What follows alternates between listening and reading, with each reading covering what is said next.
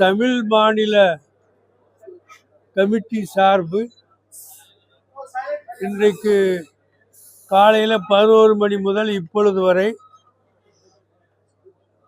அவசர செயற்குழு கூட்டம் நடைபெற்று கொண்டிருக்கிறது. தமிழ்நாட்டில்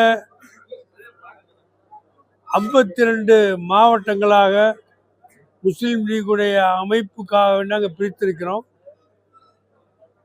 52 மாவட்ட நிர்வாகிகளும் தலைவர், செயலாளர், பொருளாளர் உள்ளிட்ட நிர்வாகிகளோடு 52 மாவட்டங்களிலும் சார்பு இயக்கங்களாக உள்ள 10 இயக்கங்களுடைய தலைவர்களும் இங்கே பங்கேற்றிருக்கிறாங்க. அதோட சிறப்பு அழைப்பாளர்களும் இங்கே வந்திருக்கிறாங்க.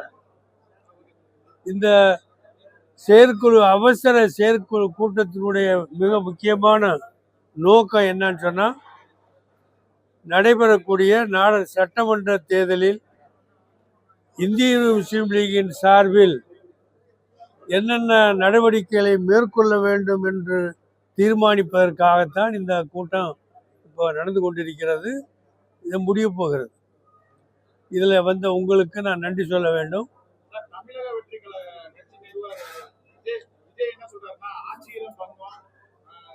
இல்லை, நான் சொல்லிடுறேன் உங்களுக்கு. இந்திய முஸ்லீம் லீகுடைய இந்த மாநில செயற்குழு கூட்டத்தில் 11 தீர்மானங்களை நாங்கள் போட்டிருக்கோம். அதில் மிக முக்கியமான தீர்மானம், தமிழ்நாட்டில் திராவிட மாடல் ஆட்சி நடத்தக்கூடிய மாண்புமிகு முதலமைச்சர் மு.க. ஸ்டாலின் அவருடைய தலைமையிலான இந்த நல்லாட்சி தொடர்ந்து நீடிக்க வேண்டும் என்று நாங்கள் தீர்மானம் போட்டிருக்கிறோம். இந்த நல்லாட்சி தொடர வேண்டும் என்று வரக்கூடிய சட்டமன்ற தேர்தலில் தமிழ்நாடு முழுவதிலும் உள்ள முஸ்லீம்கள் வாழக்கூடிய 8000க்கு மேற்பட்ட மஸ்ஜிதை மையமாக கொண்ட மஹல்லா ஜமாத்துகளில் உள்ள நிர்வாகிகளும் அதில் உள்ள முஸ்லீம் லீகுடைய நிர்வாகிகளும் தமிழ்நாட்டில் திராவிட மாடல் ஆட்சி இப்பொழுது சிறப்பாக மக்கள் போற்றக்கூடிய வகையில் அனைத்து தரப்பினரும் வரவேற்கக்கூடிய வகையில் நடந்து கொண்டிருக்கிறது. இந்த நல்லாட்சி வருங்காலத்திலும் 2026லும் தொடர்ந்து இன்னும் 5 ஆண்டு காலம் நீடிக்க வேண்டும் என்ற ஒரு முடிவை நாங்கள் எடுத்திருக்கிறோம். அந்த முடிவுக்காக வேண்டி தமிழ்நாடு முழுவதிலும் முஸ்லீம் சமுதாயத்திலே உள்ள அனைத்து ஆண் பெண் வாக்காளர்கள் அத்தனை பேரையும் ஒருமுகப்படுத்தி இந்த திராவிட மாடல் ஆட்சிக்கு நாங்கள் பாடுபட இந்த முடிவெடுத்திருக்கிறோம். அதுதான் இந்த கூட்டத்தில் மிக முக்கியமான முடிவு. அதே நேரத்தில் தேர்தல் என்று வரும்போது இந்திய முஸ்லீம் லீகின் சார்பில் நாங்கள் இந்த சட்டமன்ற தேர்தலிலே 3 தொகுதி முன்பு நாங்கள் பெற்றோம். அதில் ஒன்று கூட நாங்கள் வெற்றி பெற இயலாமல் போய்விட்டது. ஆனால் நாங்கள் ராமநாதபுரம் நாடாளுமன்ற தொகுதியில் ஏணி சின்னத்தில் நின்று நவாஸ் கனி எம்பி அவர்களை நாங்கள் ஆக்கியிருக்கிறோம். அதற்காக திராவிட முன்னேற்ற கழகம் அதில் உள்ள சமய சார்பற்ற முற்போக்கு கூட்டணியினரும் மிகச்சிறந்த ஒத்துழைப்பை நல்கியிருக்கிறாங்க. அந்த அடிப்படையில் இப்பொழுது திராவிட முன்னேற்ற கழக தலைமையிலான சமய சார்பற்ற முற்போக்கு கூட்டணியில் நாங்கள் தொடர்ந்து இருந்து இந்த நல்லாட்சி தொடர வேண்டும் என்று பாடுபடுவதற்கு முடிவெடுத்திருக்கிற அதே நேரத்தில் தமிழ்நாட்டில் வாழக்கூடிய முஸ்லீம் சமுதாயம் ஒவ்வொரு தேர்தலிலும் 40 லட்சத்துக்கு மேற்பட்ட வாக்குகளை அள்ளி கொட்டி கொடுக்கிறது. அதனால் முஸ்லீம் சமுதாயத்துக்கு இந்த கூட்டணியில் 16 தொகுதிகள் எங்களுக்கு ஒதுக்கி தர வேண்டும் என்று கலைஞர் காலத்திலே நாங்கள் கேட்டோம். அவர் அதனை ஏற்றுக்கொண்டு ஒதுக்கி கொடுத்தார். அந்த நேரத்தில் முஸ்லீம் லீகிற்கு 5 தொகுதிகளை எங்களுக்கு ஒதுக்கி கொடுத்தார். அதே மாதிரி வரக்கூடிய தேர்தலிலும் முஸ்லீம் சமுதாயத்துக்கு 16 இடங்களை கொடுத்ததோடு இந்திய முஸ்லீம் லீகிற்கு 5 தொகுதிகளாவது கொடுத்து கலைஞர் செய்த பாலிசியை தொடர வேண்டும் என்ற கோரிக்கை நாங்கள் வைத்திருக்கிறோம். அதன் அடிப்படையில் தான் எங்கள் பேச்சுவார்த்தை நடக்கப் போகிறது. அந்த அடிப்படையில் தான் நாங்கள் பேச்சுவார்த்தை குழுவையும் அமைத்து கொண்டிருக்கிறோம். இந்த 5 தொகுதிகளில் எங்களுக்கு கொடுக்கும்போது அதில் ஒரு தொகுதி முஸ்லிம் மகளிருக்கான தொகுதியாக நாங்கள் அறிவிக்கலாம் என்று முடிவெடுத்திருக்கிறோம். ஆக இந்த அடிப்படையில் எங்களுடைய பணி தொடர்கிறது. இந்த பணிக்காக நாங்கள் கொண்டிருக்கிறோம். எங்களுக்கு அழைப்பு இல்லை.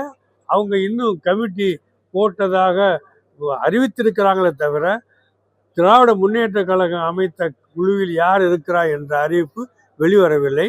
அந்த அறிவிப்பு வெளிவந்தால் எங்களை நிச்சயமாக அழைப்பார்கள். நாங்கள் போவோம், பேசுவோம், வெல்வோம். கடந்த முறை கொடுக்கப்பட்ட அதே தொகுதி எண்ணிக்கையில தான் இந்த முறை கொடுக்கிறது திமுக தலைமை திட்டமிட்டிருக்கிறதா தகவல் வருது. குறிப்பா கூட்டணி காங்கிரஸ் அதிக தொகுதி வேணும், அதிகாரத்துல பங்கு வேணுங்கிற கோரிக்கை முன்வைக்கிறாங்க. ஐஎம்ஓட நிலைப்பாடு என்ன? அதிகாரத்தில் பங்கு கேட்கறீங்களா, தொகுதி மட்டும் தானா? தமிழ்நாட்டில் திராவிட முன்னேற்ற கழகத்தினுடைய ஆட்சி பேரறிஞர் அண்ணா காலத்திலிருந்து இன்று வரை மிக சிறப்பாக நடந்து கொண்டிருக்கிறது. அந்த ஆட்சிக்கு வேறு யாரும் உதவி செய்ய வேண்டிய அவசியம் இல்லை.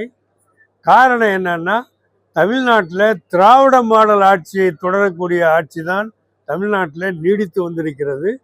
அந்த திராவிட மாடல் ஆட்சி பேரறிஞர் அண்ணா ஆரம்பித்த அந்த ஆட்சி, கலைஞர் அவர்களுடைய காலத்திலே தொடர்ந்த ஆட்சி, இன்று ஸ்டாலின் காலத்திலே தொடர்கிறது.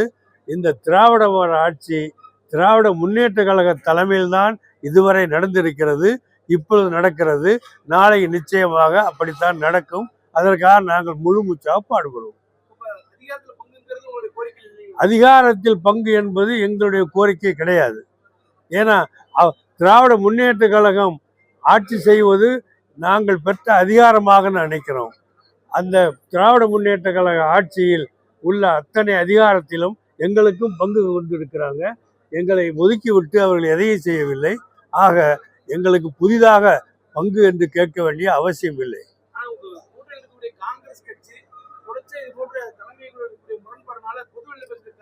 காங்கிரஸ் இல்லை, காங்கிரஸ் கட்சிக்காரர்கள் சில பேர் இந்த ஆட்சியிலே பங்கு வேண்டும் என்று எழுப்புகிறார்கள். அந்த ஆட்சியில் பங்கு வேண்டும் என்று காங்கிரஸ் கட்சியில் உள்ள சில பேர் சொல்லுகிற அந்த கருத்தை காங்கிரசுடைய தேசிய தலைமை ஏற்றுக்கொண்டதாக இதுவரை எந்த தகவலும் இல்லை. நிச்சயமாக தேசிய தலைவர்கள் சொல்லுவதைத்தான் தமிழ்நாட்டில் உள்ள காங்கிரஸ்காரர்கள் பின்பற்றுவார்கள். காங்கிரஸ் என்பவர்கள் தேசிய தலைமைக்கு கட்டுப்பட்டவர்கள். தேசிய தலைமை காட்டுகிற வழியில்தான் தமிழ்நாடு காங்கிரஸ் செல்லும். இதுவரை அப்படித்தான் சென்றிருக்கிறது, இப்பொழுதும் அப்படித்தான் சென்று கொண்டிருக்கிறது. நாளைக்கு திராவிட முன்னேற்ற கழக கூட்டணியில் தேசிய காங்கிரஸ் தலைமை சொல்லக்கூடிய அடிப்படையில் தான் செல்வார்கள் என்று நாங்கள் நம்புகிறோம்.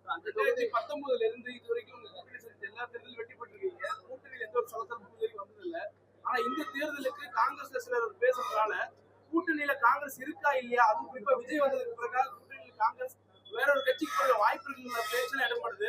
இது உங்க கூட்டணிக்கான ஒரு பலவீனமான ஒரு முகமா இருக்காதா? இல்ல, அதாவது மதச்சார்பற்ற முற்போக்கு கூட்டணியின் தலைமை தாங்கக்கூடியது திராவிட முன்னேற்ற கழகம். அது தமிழ்நாட்டில் நிரந்தரமாக செயல்பட்டு கொண்டிருக்கிறது. அந்த ஆட்சி தொடர்கிறது. இதிலே காங்கிரஸ் கட்சி இருக்கிறது. காங்கிரஸ் கட்சி இருக்கிற காரணத்தினால காங்கிரஸ் கட்சி தேசிய கட்சி.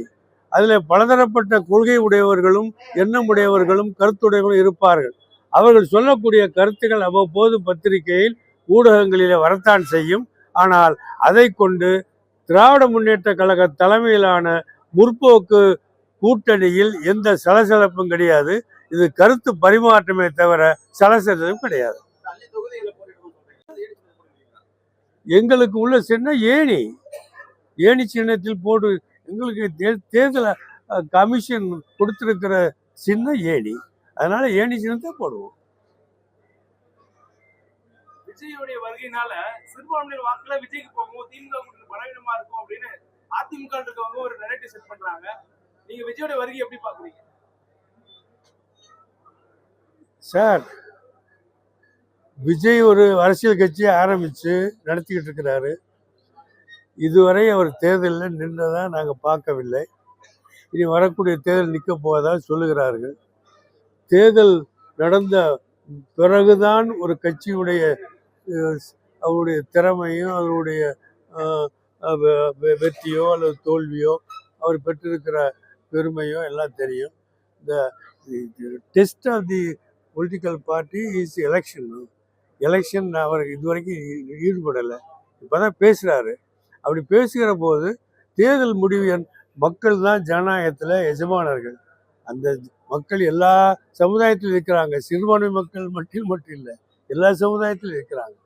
அவர் விஜய்ங்கிற ஒரு சினிமா நடிகர், அவர் மேலே நிறைய பட்டுடைகள் நிறைய இருப்பாங்க, ஃபேன்ஸ் இருப்பாங்க. இதையெல்லாம் வைத்துக்கொண்டு பெரிய மாற்றங்கள் வந்துவிடும் என்று எண்ணுவது தப்பு. ஆக தேர்தல் முடிவு என்ன என்பது தேர்தலுக்கு பிறகுதான் தெரியும். இன்னும் நாங்கள் தமிழ்நாடு முழுவதும் எங்களுக்கு ஏறக்குறைய 20 தொகுதிகளுடைய லிஸ்ட் எங்கள் கட்சி சார்பாக கொடுத்துருக்குறாங்க. தமிழ்நாடு முழுவதும் ஏறத்தாழ 20 தொகுதிகள் எங்களுக்கு கொடுத்துருக்குறாங்க.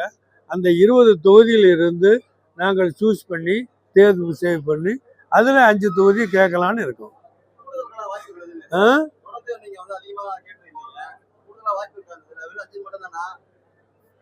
அஞ்சுக்கு மேலே எங்களுக்கு வேணாம், 5 தான் நான் கேட்குறோம்.